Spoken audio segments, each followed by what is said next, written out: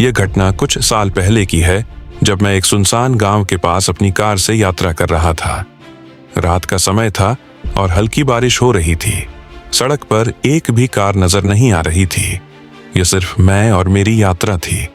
कुछ मील बाद कार अचानक झटका खाकर रुक गई।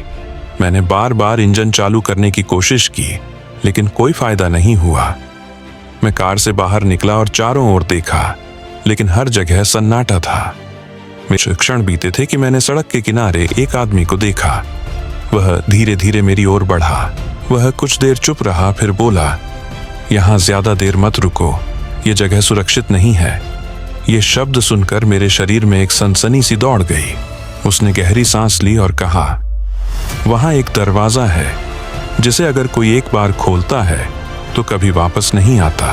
लेकिन तभी मुझे सड़क के किनारे एक पुराना दरवाजा दिखाई दिया।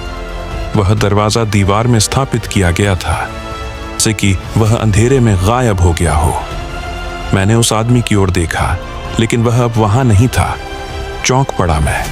क्या वह मेरा भ्रम था, या क्या वह सचमुच वहां था? मैंने हिम्मत की और उस दरवाजे की तरफ कदम बढ़ाया। जैसे जैसे मैं करीब आया, ऐसा लग रहा था मानो कई लोग एक साथ धीमी आवाज में कुछ कह रहे हों, लेकिन शब्द स्पष्ट नहीं थे। लेकिन जैसे ही मैं दरवाजे के पास पहुंचा, मुझे अचानक एक जोरदार झटका महसूस हुआ, जैसे कि जमीन हिल रही हो। दरवाजा अपने आप खुल गया। मैंने दरवाजे के पार झांका। अंदर एक लंबी अंधेरी सड़क थी, जिसका कहीं अंत नहीं दिखता था। मैं पीछे हटने ही वाला था कि अचानक किसी ने मेरे कंधे पर हाथ रखा।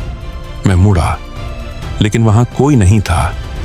अब मेरा दिल जोर जोर से धड़कने लगा था। लेकिन जैसे ही मैंने पीछे मुड़कर देखा तो दरवाजा खुला था और अंदर एक काली छाया मुझे घूर रही थी।